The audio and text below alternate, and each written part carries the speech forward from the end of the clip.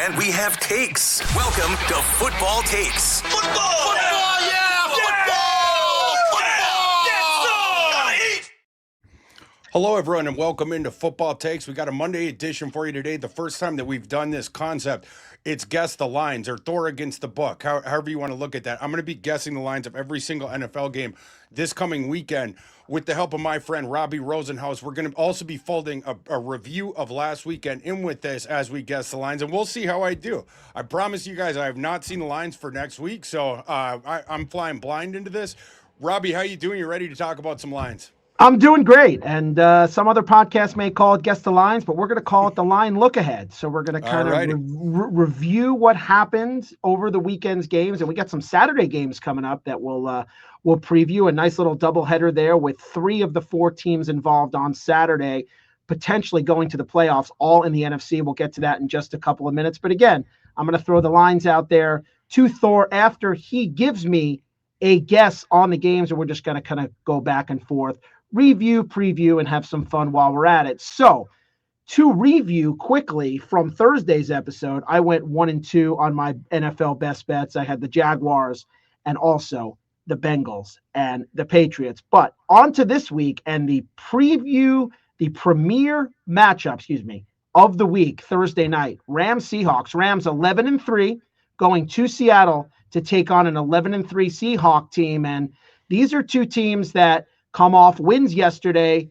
but against different opponents. I mean, you're looking at Phillip Rivers, and then you're looking at a loaded Lions team that came in there and put up a lot of points. Both teams grinded it out, but are 2 of the NFC's elite. So this line, questionable where it opened, I'll give you that, and where it is. But where do you think it sits right now here on Monday? Big game. So in Seattle. Thursday night, Rams at the Seahawks. A big game in the NFC West for playoff positioning. And remember, the Niners also play in prime time this week. They're going to be the last game of the week, playing in Indianapolis, 10-4 against the Colts. So first game of the week, Rams and Seahawks, both 11-3 Thursday night. I'm going to go Seahawks minus 1.5. Okay, so the line opened up Seahawks minus 1.5. And again, these opening lines are set before week 15 was played. So the Seahawks opened as a 1.5 point favorite.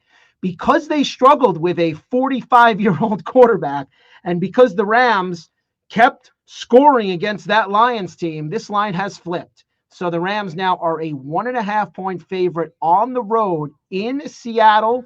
I think this is a quarterback spread. I think this is the bettors and Vegas having more trust in Matthew Stafford and also the coach, Sean McVay, rather than 2 guys who, for Darnold, it's going to be his second time in this big a spotlight after last year with the Vikings, obviously, and their head coach, who is an up-and-coming, one of the really good coaches in the league, as we've seen. So this line has gone to 1.5. Thor, your thoughts as the Rams are favored on Thursday night against an 11-win Seattle team? First thoughts are I might have to wet my beak on that small money line of the Seahawks. I imagine that is also indicative of the enormous struggles that Sam Darnold's had against the Rams going back to last year. He'd been good against most everyone else. Lions would be another exception, but the Rams have had his number. They did earlier in the regular season. We'll find out in this one. Can they keep it going? Is there anything Sam can see on tape or anything the coaching staff can do with the play calling to try to inoculate him from the turnovers that we've seen with him against the Rams? But Seattle's one of the hardest places in the NFL to play. And I know that they kind of played with their food a little bit against Phil Rivers, the 44-year-old, on Sunday. But I think there's a little value with Seattle there, is my initial thought. All right, so big NFC West clash to kick off Week 16 as the Seahawks, a underdog at home Thursday night. And potentially one of Thor's hammers. You'll have to tune in Thursday for that edition as we give out some more winners. Thor 2-0 so far in college with Army and Washington as his winners. And if you missed last week's episode, he also gave you Delaware as well. Moving on to Saturday, doubleheader, Thor. Eagles at Commanders. Eagles 9-5 taking on the 4-10 Commanders.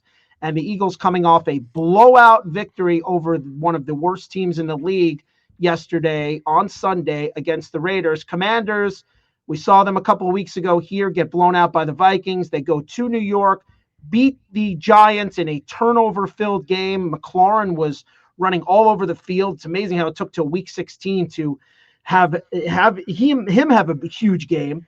So the Commanders at home against the Eagles. We know the Eagles are favored, but by how many, Thor, do you think Philadelphia is laying? In Washington, I'll say I'm gonna go Eagles minus 5.5 in that one. So again, you were correct with the look ahead line. So if we could have stepped in a time machine, could have gotten the flux capacitor. We could have went back a week, and you would have been correct on both of these spreads. You said Seahawks minus 1.5, which was the spread last week. The Eagles were also minus 5.5 last week, which is what you just said. They have now bumped up to 6. So the Eagles still less than a touchdown on the road against the Commanders, laying 6. Your thoughts on that game as the Eagles look to seal up an NFC East crown? This fair market value. I was between 5.5 and 6 on that one. I don't mind the 6-1 at all. Yeah, I mean that's kind of just where you stick that one. You obviously have the much superior team, but they're going on the road here. Washington played okay last week, but like you saw against the Vikings, if things start to go wayward there, are they going to kind of quit like they did against the Vikings? Then the Eagles can drop the hammer. But either way, I think the 5.5 to 6, anywhere in there, I think that line's fine. That's probably going to be a stay away for me. If that thing got up to 7, I might start looking at the home team. Whereas if it dropped, you get around 4, then I might be looking at the road team. But where it is right now, to me, that's not bettable. I think that's a fair line. Okay, so Eagles minus 6 as the first game next Saturday in the doubleheader before the premier spotlight game on NBC. Packers 9-4-1 go to Soldier Field to take on the 10-4 Bears.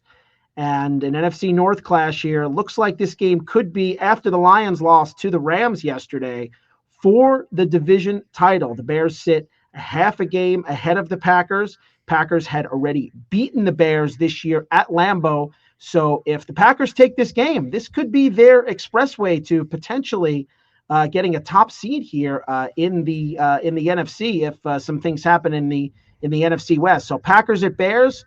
A nice NFC Central clash. Thor, your thoughts on the line and what you think it is? I'm thinking through what I think it is, and then also how the books would adjust for the loss of Parsons. It's not a quarterback, of course, but I would imagine that's a point and a half, something like that, modification on that thing. Oh, this one's going to be tight.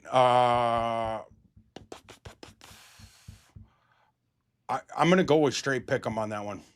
Okay, so the opening line, as you just alluded to, and as I'm sure you've talked about on other shows and platforms, is that Micah Parsons injury that we haven't mentioned here in the analysis of this game. Of course, the look ahead line is going to have a big impact, whether it's a superstar player at the quarterback position or the linebacker position. Obviously, quarterback would be the one where the point spread swings the most. But Micah Parsons is one of those guys, as you noted, that does swing the spread. So you said pick 'em. The look ahead line was Packers minus 3.5, and now it's Packers minus 1.5.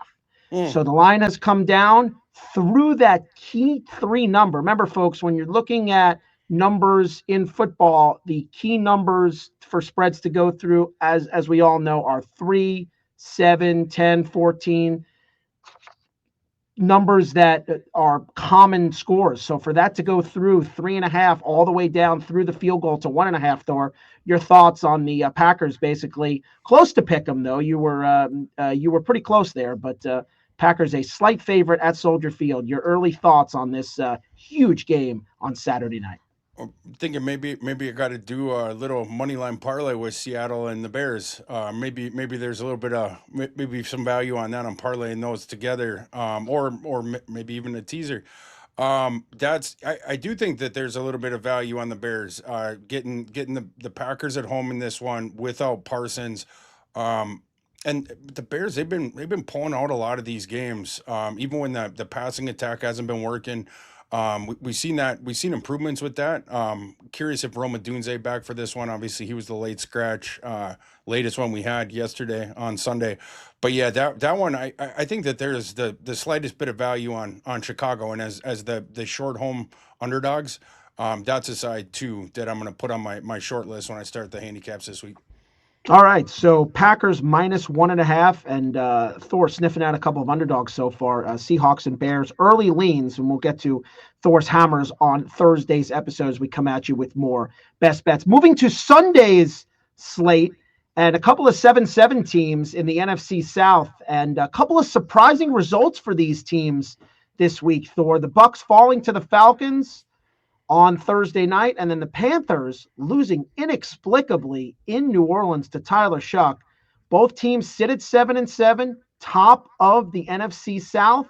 Not exactly how the Bucks drew it up here, but they have a chance to go on the road here and potentially put the hammer to the Panthers here and take control of the division. Your thoughts on what the line is here as Tampa goes to Carolina? A tricky spot and a tricky line here for the odds makers to kind of analyze here. Yeah, big game here. Big game. I'm going to go. I think the odds makers are going to give Tampa Bay some respect, even despite some of the struggles here recently. And of course, they got Evans back in the last game. I'm going to go Tampa Bay -3 in that one. Okay, so the look-ahead line was the Bucks -1.5, and because the Panthers lost in New Orleans yesterday, this is the first one you've gotten on the head. It is Bang. Bucks -3, so you are correct. It only took you 4 games to get one right, so it just shows you that we are doing something correct here. So Bucks -3. So quick thought on that you were correct, and do you like either side, or a little bit, a lot, or whatnot? That makes sense to me. The respect in the marketplace for Tampa Bay and going on the road here. I don't know if I could lay that with Tampa Bay. But then again, I don't know how quick I'm going to be to the window on Carolina in that spot either. We're going to get a lot more information about those two teams coming out of that game, but that's just a fair line. So that's probably a stay away for yours truly. All right, moving on. Bills and Browns in an AFC clash as the Bills come off scoring 5 straight touchdowns in New England to come back and beat the Patriots in probably the game of the day, playing in Cleveland against a Browns team with Shadur Sanders that really didn't do much on offense yesterday, except for a couple of plays to Isaiah Bond down the middle of the field against that Bears defense. And the Browns sit at 3-11, the Bills 10-4. So Bills are favored, but by how many? It's in Cleveland, right? Yes, it is. I'll go a mistake by the lake. Yeah, I'm gonna go Bills -6.5 in this one. All right, so the look-ahead line was 8.5, and the Bills are now a 10-point favorite. So that one, so if we were playing Mountain Climber here, your guy would be buried in an avalanche because he would have went yo all the way off, and you would have missed by 4 points there. So unfortunately, that's Price is Right humor for you, for the two people that got that. Bills -10 is the spread, so a little too rich for your blood here on the road, laying 10. It's too rich for me, and I think probably part of that and pushing it even higher than the line that was already above a touchdown, I guess, last week. Getting to double digits there, I don't know, on the road. The Bills, they've been fine. It seems like the credit though, the market is giving too much credit, I think, for the come from behind win that they had against the Patriots, and it seems like you're putting a lot of weight as well into the Browns getting decked by the Bears yesterday, 31-3.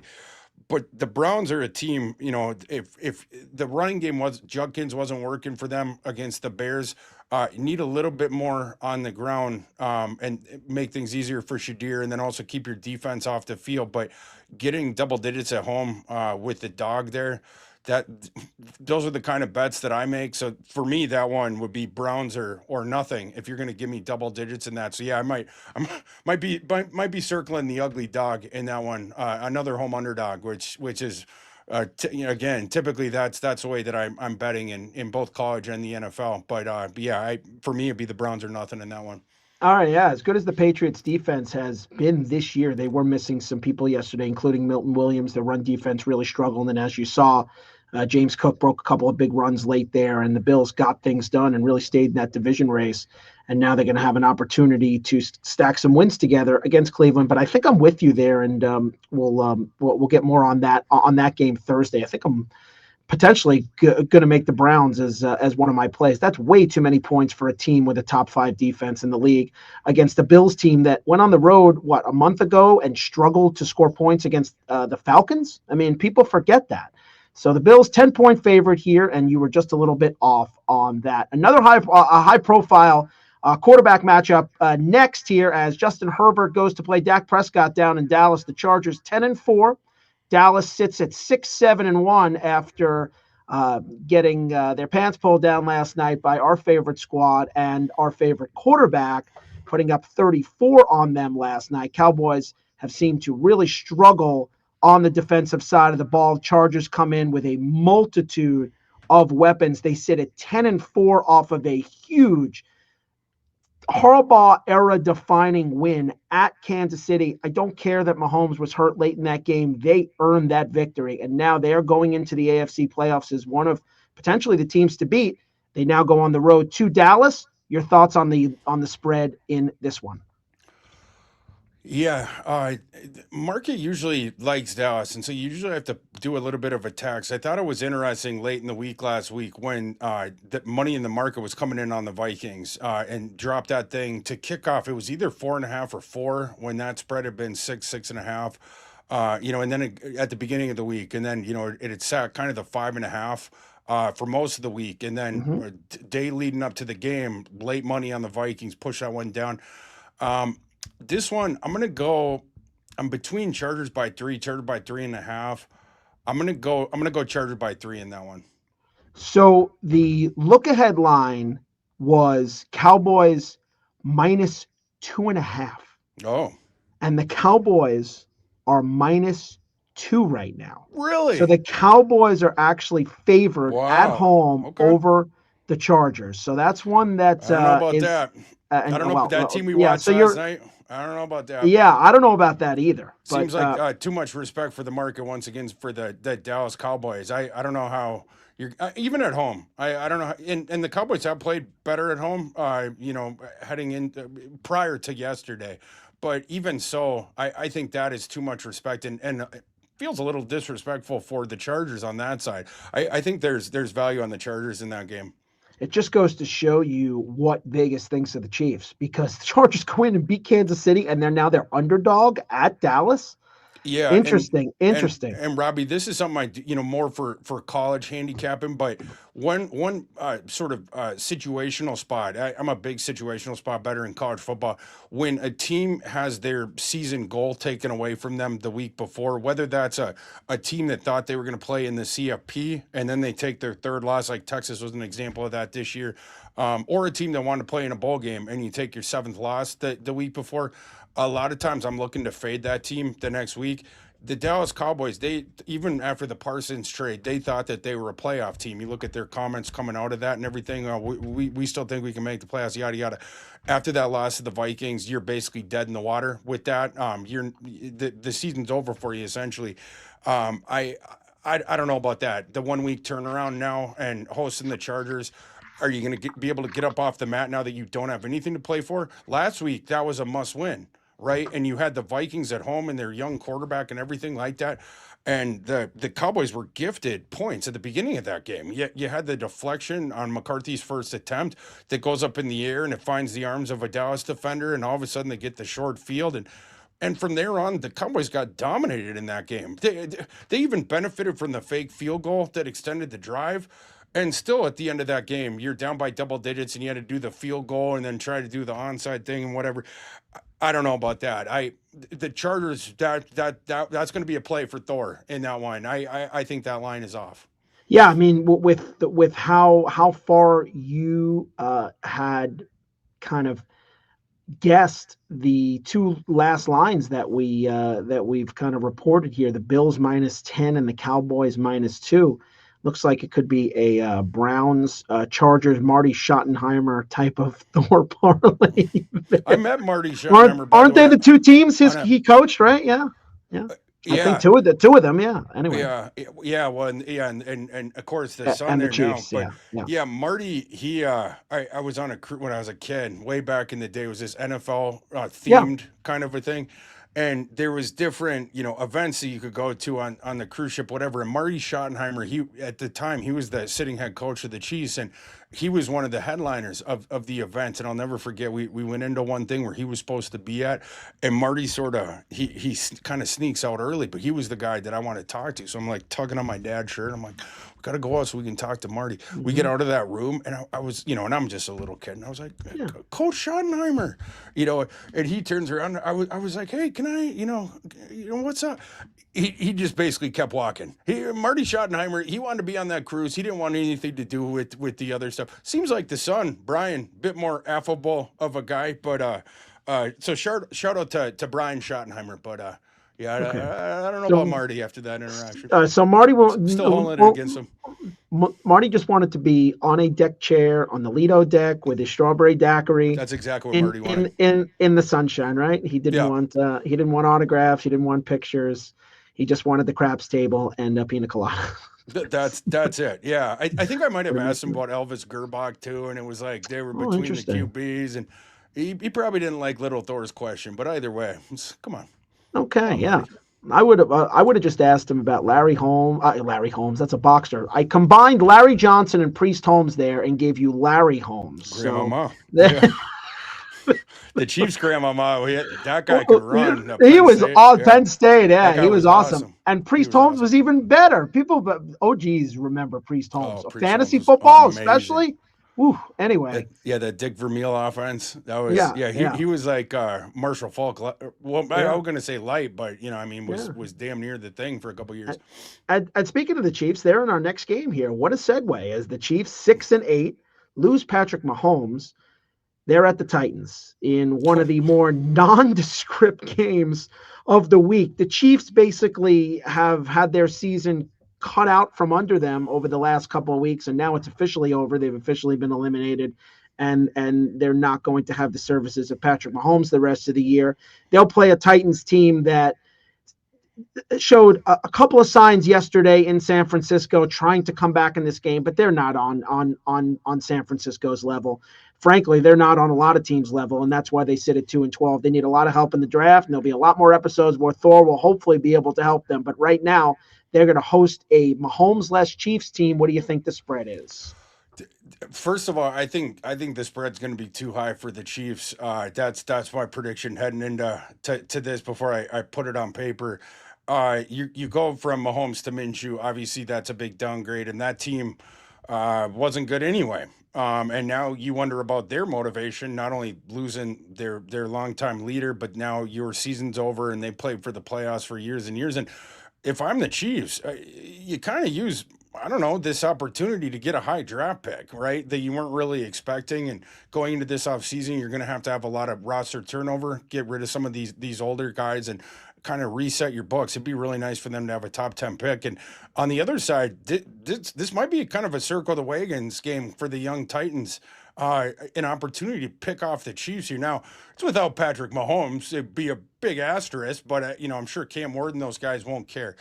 I'm going to go with, this is tough because obviously the difference between Mahomes and Minshew, that will be reflected on the line. I just don't think it will be enough. So I'm going to go over aggressive with the Chiefs side of it. I'm going to say Chiefs 3.5 in this one. So before I get to why you were correct on the Chiefs 3.5, so take another victory lap here while we play some music. So Thor has now gotten 2 correct. What do you think the look-ahead line was before Mahomes got hurt? And it just goes to show you how many points a line can move when it comes to a superstar quarterback. Remember, we talked about Micah Parsons and how it opened at 3.5, went down to 1.5. So it did go through that key number of 3, but only went down 2 points. This opened at, I'll say it's 8. So this opened at 10.5. Oh. This went down a whole touchdown and an extra point. So 10.5 went down 7 full points from Patrick Mahomes. I know I'm old enough to remember, what was it, 2018, I want to say, when the Vikings went to Kansas City and lost to, was it Matt Moore? I feel like stood in for Mahomes. We, as in the Vikings, lost to a Mahomes-less Chiefs team in Kansas City. This one will be in Tennessee, and I think you may be onto something there. This could be like their Super Bowl. I understand Mahomes isn't there, but you're still going to see the play with an understudy. It's still Cats. It's still Phantom of the Opera. You're still going to see that production, and you're still getting all the bells and whistles, and that red and white is across the field from you, and they haven't had much to cheer about all year. Who have they beaten? The Browns, and what was their other win this year? I can't recall off the top of my head. Yeah, it was earlier in the season. It was much earlier this season. But yeah, I kind of like it'll the be an Titans in this game. Yeah, so do I. And you're getting more than 3.5. So that's an early kind of look ahead to Thursday's episode. Let's move to the local team. And last night, as we know, Sunday night, the Vikings defeat the Cowboys down in Big D, and they'll take on the Giants this week, coming in at 6-8. The Giants 2-12. And the Giants coming off a loss to the Commanders. Jackson Dart got hurt in the game, did come back and tried to lead them on a comeback late, but fell short. So the Giants 2-12. The Vikings heading to New York. They opened the season there last year, if you remember, with a victory, a resounding victory. Andrew Van Ginkel picking off Daniel Jones. It's amazing how we go all the way back, and Daniel Jones is now hurt with an ACL on the Colts. And meanwhile, we started against him last year in week 1. So the Giants take on the Vikings. Thor, your thoughts on the opening line, or what the line is right now? Yeah, well, one of my thoughts is that the Giants got to figure the thing out with the Jackson Dart head injuries, and when one of the first games that Dart started, I remember that was when Brian Dable was still coaching the team and Cam Scatterby was still healthy, and both those guys remember when they kept poking their heads in the injury tent, and the blue tent, Brian Dable's yelling at the doctor and all this different stuff. And now you've seen, it's like every single week, it's like, oh, Jackson Dart's being evaluated for a concussion. I'd like to know what's going on there. They seem like they're a little bit aggressive, or maybe a little bit laissez-faire with concussion rules a little bit in New York. That's starting to concern me a little bit for Mr. Dart. With this game in New York, Vikings are playing well. Of course, a couple straight wins for the Vikings, get over 30 points in both of them. I'm gonna say the Vikings minus. I'm gonna say Vikings minus between 2.5 and 3 here. I'll say Vikings minus 3.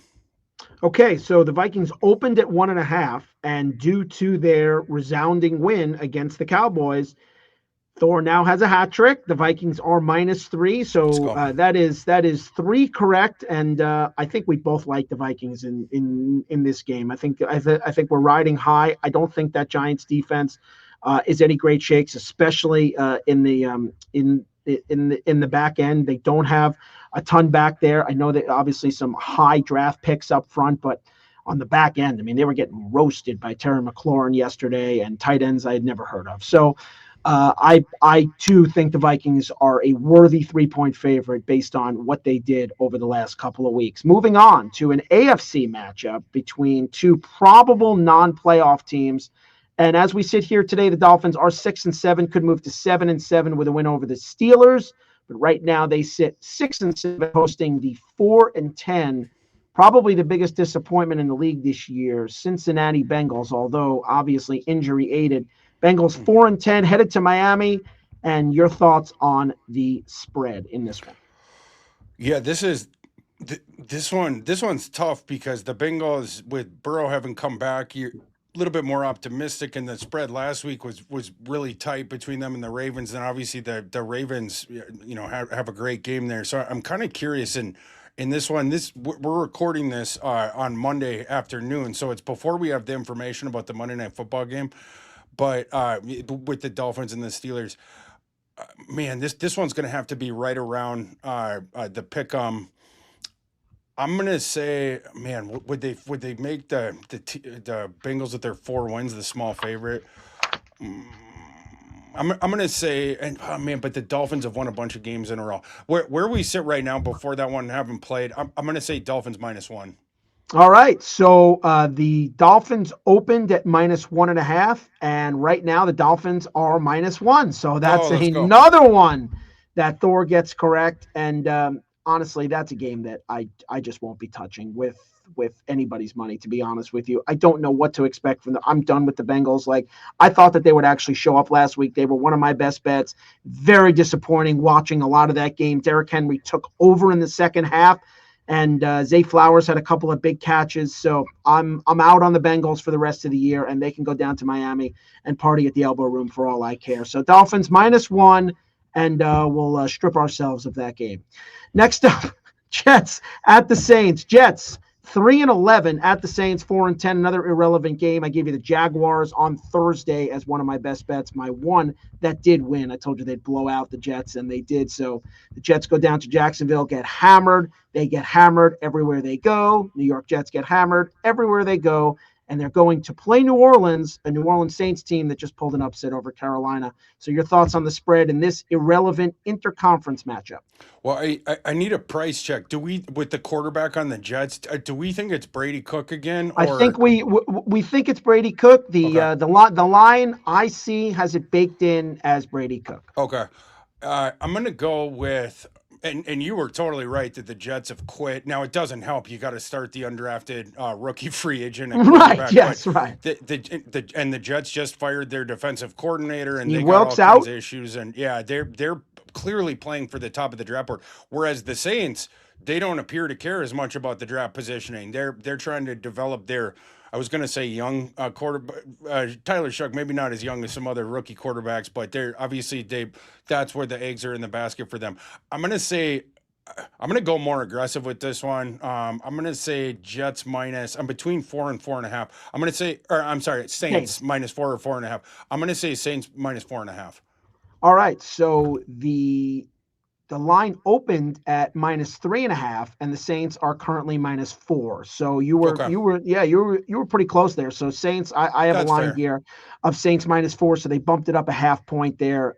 Don't not giving the Jets a lot more kind of credence to that loss. I think both of those teams are pretty bad, and giving the Saints that 3-point home advantage. Saints a little bit with a boost there to 4. Moving to one of the premier games of the week in the AFC, Jaguars 10-4 heading to Denver to play a Broncos team that Mm. is 12-2.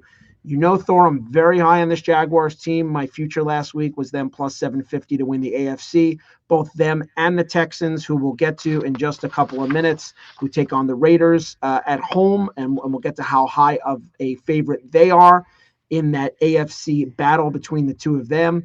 Jaguars at 10-4 here, going to play Denver off of a blowout win. Denver comes off of a win against Green Bay. So both teams riding high in a AFC contender battle here for seeding. Your thoughts on the spread in this one? I think, regular power ranking, you probably have on a neutral, you probably have Broncos maybe point not better. They're obviously they have the home field here. So I'm gonna go with, I'm between 4 and 4.5 here for Denver.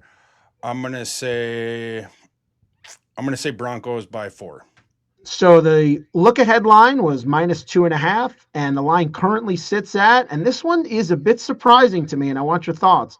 Broncos are only -3, which means Mm, the bookmakers are a little afraid of giving that Jaguar team, which I think is supremely underrated, more than a field goal, even though it's on the road.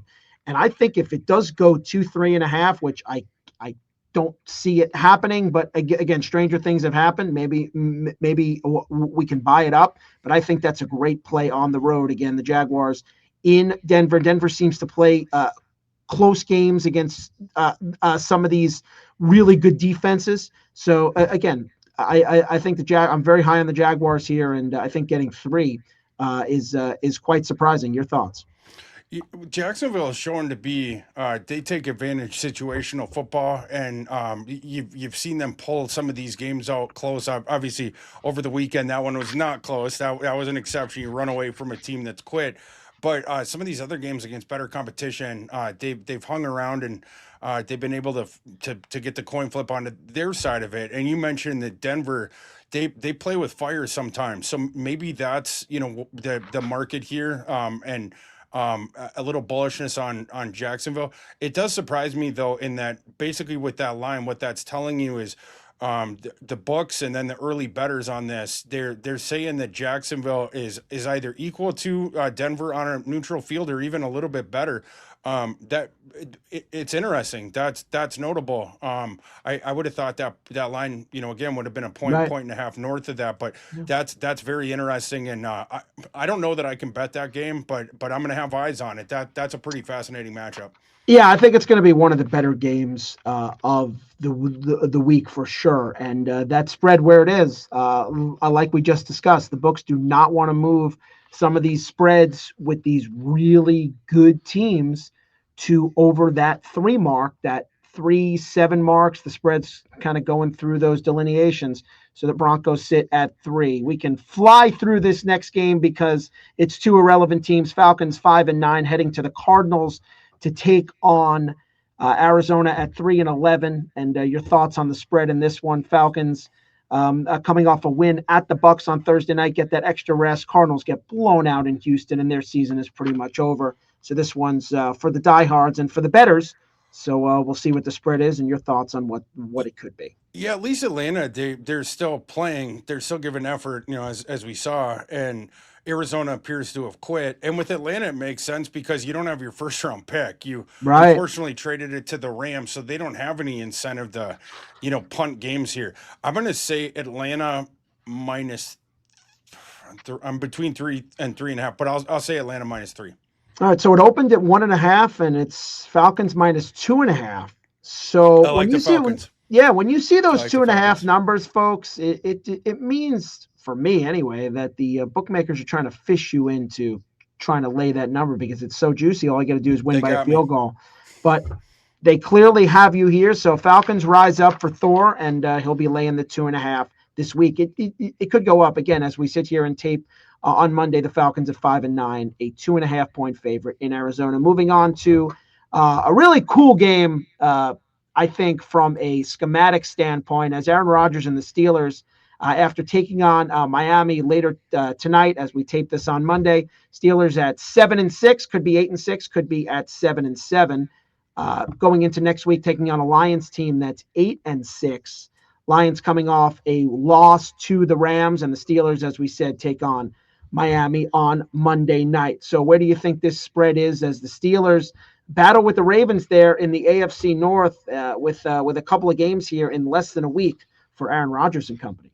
This one's in Pittsburgh or Detroit? No, this one is in Detroit. So Steelers are at Detroit. So the Steelers on a short week have to travel to Detroit to take on a Lions team looking for positioning in the NFC playoff picture. I'm going to say Detroit -6 in this one. So they opened 6.5, and the Lions have gone up to 7. We'll see where that line switches aggressive potentially on what Pittsburgh does tonight, Monday night against Miami. But right now the Lions are a full touchdown favorite against the Steelers. I think that's more on the Lions' ability to hit the pinball machine at home. And the Steelers' defense every once in a while will pop up with these no-shows away from home. And you can see that they have some injuries, right? The Steelers have some injuries on the defensive side of the ball. So we'll see how they cope with it against a lesser opponent in Miami, and we'll see if the spread adjusts before next week's game against Detroit. Just a couple more to go here. Texans hosting the Raiders. Raiders going down at 2-12 off of a blowout loss in Philadelphia, playing a second consecutive game away from home. Texans 9-5 and one of the hotter teams in the sport. Texans a huge favorite at home, but is it more than 2 touchdowns, Thor Nystrom? Yeah, they got to be aggressive with this one. I'm going to say Texans. I'm not going to go over the 2 touchdowns. I'm going to say 13. Texans 13. All right, so the line opened at 12.5, and because of the dichotomy of the 2 blowouts yesterday, Raiders getting absolutely wiped in Philly, Houston having no problem with Arizona.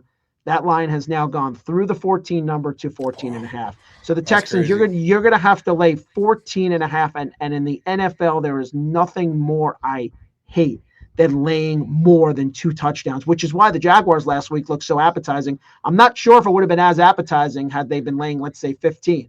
But the number was 13, and I said, okay, they got to win by 2 touchdowns. I think they'll do that. And obviously, they were on easy street. But as for this game, the Texans laying 14.5, Thor, is this 34-10? I mean, is there any way that the Raiders cover this spread? What you so rarely see spreads over 2 touchdowns in the NFL, and what this is indicative to me is the Pete Carroll reign in Las Vegas is about to end. This is pathetic. Being more than a 9-5 team, you're more than a 2 touchdown underdog, and the market, the sports books have to do it to try to coax some bets onto the Las Vegas side. Doesn't mean they can't cover this game, but man, that team has been a tire fire, and the failed experiment there with Pete Carroll, they ought to pull the plug on that soon. Yeah, and Thor exactly hit the nail on the head there. For those of you who are beginners or who are just kind of hopping into this space, the books like to get equal action on both sides because they're the ones that win. So when they're not getting any action on the Raiders side, they're sitting like heck in the back room. They're rooting for one side or the other. And in this case, I think they're going to be getting a ton of Texans money. Who in their right mind wants to sit there? I don't care if you're getting 24 and sit there and root for Geno Smith and the Raiders. Nobody is going to bet them, which is why it is 14.5. You hit that right on the head, just like you've hit 4 of these games. And as we move on to Sunday Night Football, as one of the premier games of the week, 2 to go. Patriots at Ravens. Patriots 11-3, taking on a Baltimore team that comes off a blowout win against Cincinnati. Patriots reeling a bit off of the loss to Buffalo, but they're still firmly in playoff position. Patriots at the Ravens. Thor, your thoughts on the spread in this one? I'm going to say Patriots. Man, the Ravens coming off a good game too, and the Patriots obviously blew that one to the Bills late. I still think the books in the market are going to make Patriots the favorite in this one. But it ain't going to be by a field goal. I'll say the Patriots -1.5. So the Ravens were actually opened up -2.5, and now they are -3. Oh, so the Ravens, wow. After that performance yesterday, some respect for the Ravens. So this one here just goes to show you that the books do not believe the Patriots with Drake May can go in and beat Baltimore. The Ravens here at -3. In fact, before I looked at them, I actually targeted this game in my head and said, I bet they make the Ravens favorite because the Patriots blew that game. Lo and behold, I looked at it and I guessed in my head and I was correct. You obviously were incorrect, but that doesn't change the magnitude of the game. I mean, this is an enormous game in the AFC for both teams with divisions and wild cards. I mean, this is a fascinating matchup here, Thor. And just dive a little bit into the Ravens here and kind of what you've seen from them yesterday and potentially if they can make a run here in the AFC. Yeah, snake bitten earlier in the year, and obviously the market here, they're showing you that they're bullish on what they've seen recently with the Ravens, and that now that team is going to be more like the Ravens of old. And obviously they dropped a hammer on the Bengals, and that was a Bengals team who was desperate to win that game. Ravens controlled it from the start, and the more surprising thing to me though is the lack of confidence in the Patriots. And I think what you're alluding to, that has to be some of it. Of the Patriots started that game so well against the Bills, and then they kind of got stocked down from behind, and seems like that now there's some trepidation about that. I don't know. I think there's some fair line value on the Patriots at that number. I'm curious to see, with all these games, you're curious to see as the week goes on with the market, where do they bat these lines? This is one that I'm curious to see here the next couple of days where that line goes. But yeah, I'm a little bit surprised the confidence that the market is showing the Ravens right now. As much as Drake May has shown everybody this year, I don't think Las Vegas can, even if they would have beat the Bills yesterday, I still think they're an underdog in Baltimore because of the way the Ravens dismantled Joe Burrow and the Bengals. They've been playing well. They came here and beat the Vikings, who now are playing some solid football. So that spread does not surprise me. That's a game I will not be touching, potentially taking the under in that game. I think the Ravens defense plays much better at home than they do on the road, even though they played decently yesterday. And the Patriots defense may be getting some players back. So I would potentially look to the under in that game, but we'll get to that on Thursday. Last game to review here, and it's two playoff teams, probably, as long as the Colts don't completely collapse down the stretch. 49ers coming off of a comfortable win. They didn't cover the spread, but comfortable, I would say, against Cam Ward in Tennessee on Sunday afternoon, against the Colts team that tried all their might but could not topple the Seahawks and Maris' own Jason Myers, the kicker that the Jets let get away about 6 years ago. And the Niners 10-4, Colts 8-6. Your thoughts on the opening line here? And this one's in Indy? It is in Indianapolis on Monday night. I'm going to say, with Rivers as the quarterback, I'm going to say San Francisco minus 4.5. So San Francisco opened up 6, and now it is down to 5.5. So an interesting tick down there as the Niners inside that touchdown number, and I'm looking to lay that on the road. I know the Colts are pretty decent defense, and they held their own yesterday against Seattle, but I watched a lot of that Seattle Colt game, and Seattle couldn't get out of their own way. I mean, I don't know what they were doing on defense. Just seemed like every time they made a defensive call, it was the wrong one. So every time they guessed wrong, I think that the Niners are going to go in there and take care of business on Monday night. And from this Niners team, just kind of moving over to the NFC side. I mean, you know they're going to be a favorite here in Indianapolis. Could you see them potentially being the team that sneaks up on the Rams and the Seahawks with how they've played recently? Well, yeah, and you know you're gonna. I mean, one of those teams is gonna lose, obviously by definition this week. So Thursday, right? Yeah, so but one of them is going to win, so you have to keep pace with them here. And this is an opponent where you should be able to do it. Phil Rivers, and hats off to Phil Rivers coming off the couch, but man, that was a bit ugly at times. And look, Phil Rivers, he's 3 years older than me, so I didn't think I'd get in there and start chucking the ball around in the NFL. So again, respect to him, but yeah. Hard to construct a viable offense when that's your quarterback play. And since we were past the trade deadline, since there's so few free agents quarterbacks out there, you're sort of backed into that corner. But yeah, they're gonna have a tough time scratching together offense going forward.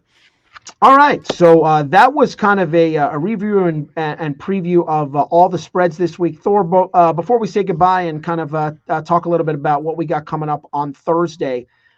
Just kind of going back to a couple of the lines, if people want to get in early on some of these numbers that you had mentioned that you like. I think the Falcons was one that you liked, minus 2.5. But I think going back to the two early ones, that Seahawk line, I think you like Thursday if you want to get in there and potentially get them money line before maybe they even go favorite. And then the Browns plus 10 potentially before that comes back down, getting all those points with a really good defense at home against the Bills team coming off of a really high-profile win in New England. Anybody else that I missed there that you liked off the top of your head? Bears were another one. Bears, okay. Yeah, and we'll see as the status is, the injury reports come out and everything like that. But it's always interesting to go through this exercise early in the week, kind of get a feel where the lines are, what you think a fair line would be in a vacuum, and then kind of go from there. Start monitoring those line movements against the injury reports and different news coming out of camps on both sides with that. It's a valuable exercise to us. Robbie and I, we've done this when it's not being recorded. So we also hope it's of value to you guys. And we hope you enjoyed our first episode of Line Look Ahead here. On Thursday, we'll be back on Football Takes with Thor's Hammers. Robbie mentioned on the college side, I've started out 2-0. I got Delaware tomorrow, 3-point underdog against Louisiana in their bowl game. Plenty more bowl games coming. The CFP is about to begin, and we're about to open the gamut for all the other different bowl games. So I'll be, of course, handicapping them all. One other note I wanted to give to folks. We have sort of a special treat here on Score North where bringing my longtime live college football betting show to score for 6 episodes here down the stretch, 6 bowl episodes. I do that show with my friends Eric Froton of NBC Sports and Mike Bainbridge of Athlon Sports. The very first episode, live episode of that, is tomorrow night, Tuesday, December 16th, 6 p.m. on the Score North channel. I will be tweeting out the link to that. In that episode, we're going to go through the Tuesday night game, of course, although you guys know who I'm picking in that one, but we will also have player prop bets in that one, and then all the bowls through Friday. And then we're going to be back on Saturday with a 9:30 a.m. start to our live show there. But check out our live college football betting show. Come back on Thursday for our next episode of Thor's Hammers as well. We're gonna deep dive. I will have some college football playoff picks in that. We're gonna have NFL picks. We already are liking some sides here, I think, Robbie and I. Yeah. So we'll be back for that. In the meantime, please rate, review, subscribe. If you give us a 5-star review and write a review, we'd appreciate that. We'd appreciate that. Tell a friend. This is a new channel, so any subs help us. Getting the word out there really helps us, and we appreciate you. We'll see you next time on Football Takes.